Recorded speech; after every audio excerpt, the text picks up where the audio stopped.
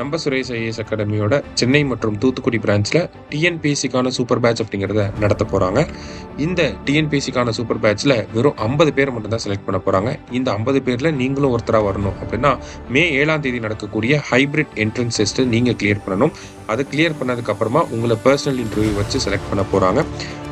Super batch பற்றின டீட்டெயில்டான தகவலை கொடுக்கறதுக்காகவே மே 2ஆம் தேதி சென்னையிலேயும் தூத்துக்குடியிலையும் ஒரு ஸ்பெஷல் செஷன் ஆர்கனைஸ் பண்ணியிருக்காங்க. மறக்காமல் வந்து அட்டன் பண்ணுங்கள். அனைவருக்கும் வணக்கம். இன்றைய தினமணி செய்தித்தாளில் என்ன செய்திகள் இருக்கு அப்படின்னு சொல்லி பார்ப்போம். முதல்ல வந்து பார்த்தீங்கன்னா ஜிஎஸ்டி தொடர்பான ஒரு செய்தி வந்திருக்கு.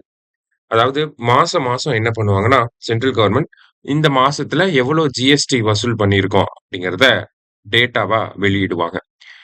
ஸோ ஒவ்வொரு மாசமும் பார்த்தீங்கன்னா ஆவரேஜா பார்க்குறப்ப ஒரு 1.8 லேக் crore இல்ல 1.9 லேக் crore இந்த ரேஞ்சில் தான் வந்து தொடர்ச்சியா இந்த ஜிஎஸ்டியோட ஆவரேஜ் கலெக்ஷன் அப்படிங்கிறது இருந்துச்சு. முதல் முறையா என்ன ஆயிருக்கும் அப்படின்னா ஏப்ரல் 2025ல அந்த 2 லேக் crore அப்படிங்கிற அந்த ஒரு மார்க்கை வந்து தாண்டி இருக்கும். போன வருஷம் ஏப்ரல் மாசம் 2025ல ஜிஎஸ்டி கலெக்ஷன் வந்து பாத்தீங்கன்னா 2.36 லேக் crore இருந்துச்சு. ஓகேவா? ஆனா இந்த வருஷம் 2026 ஏப்ரல் மாசத்தோட ஜிஎஸ்டி கலெக்ஷன் அதை விட அதிகமா 2.43 லேக் crore இருக்கு. ஓகேங்களா? இது வரைக்கும் ஜிஎஸ்டி வசூல் பண்றது இப்ப 2017 ஜூலை மாசத்துல இருந்து ஜிஎஸ்டி வசூல் பண்ண ஆரம்பிச்சிருக்காங்க. கிட்டத்தட்ட 9 வருஷத்துல இருக்கிறதுலே அதிகமான ஒரு ஜிஎஸ்டி கலெக்ஷன் அப்படிங்கிறது ஏப்ரல் 2026ல தான் பதிவாயிருக்கு. சரியா? கண்டிப்பா இதை தெரிஞ்சு வச்சுக்கணும். மெயின்ஸ் பாயிண்ட் ஆஃப் வியூலையும் டேட்டாவை யூஸ் பண்ணலாம், ப்ரிலிம்ஸ் பாயிண்ட் ஆஃப் வியூலையும் கேட்கறதுக்கு வாய்ப்பு இருக்கு. ஓகே, 2.43 லேக் crore அப்படிங்கிற இந்த நம்பரை நல்லா மனப்பாடம் பண்ணி வச்சுக்கிறது. சரியா? ரைட்.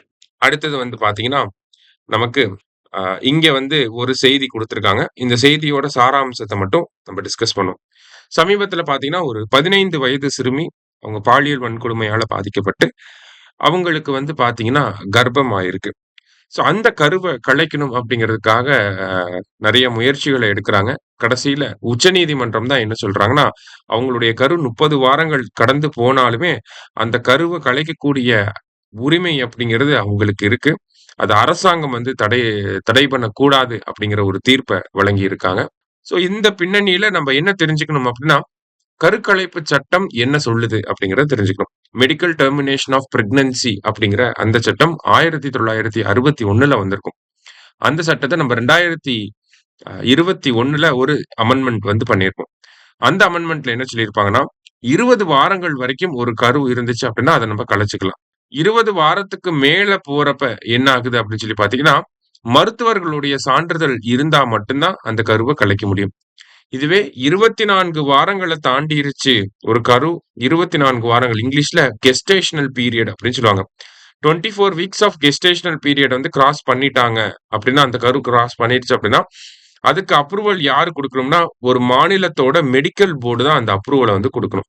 இது ஆல்ரெடி சர்ச்சைக்கு உண்டான ஒரு ப்ரொவிஷனா தான் இருந்துச்சு. ஒரு கருவை கலைக்கிற உரிமை அப்படிங்கிறது அந்த தாய்மாருக்கான உரிமை.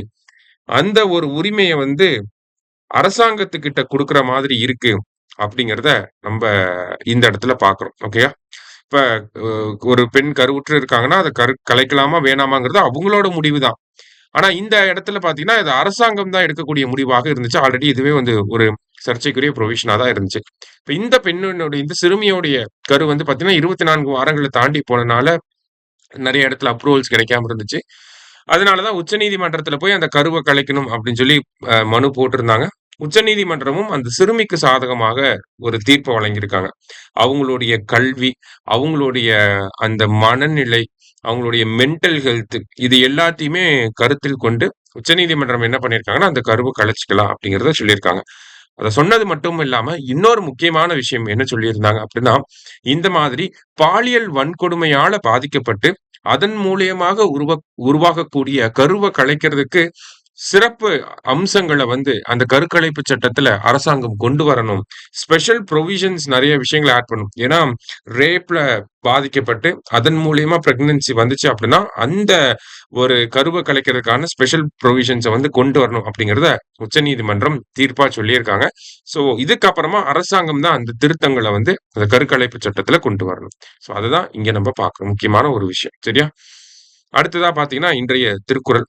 திருக்குறள்ல என்ன கொடுத்திருக்காங்கன்னா இணைப்பகை உற்றாரும் உய்வர் வினைப்பயன் வீயாது பின் சென்று அடும் அப்படின்னு சொல்லி கொடுத்திருக்காங்க. அதாவது எவ்வளவு கொடிய பகை உடையவரும் தப்பி வாழ முடியும். ஆனால் தீயவை செய்தால் வரும் தீவினையாகிய பகை நீங்காமல் பின் சென்று வருந்தும்.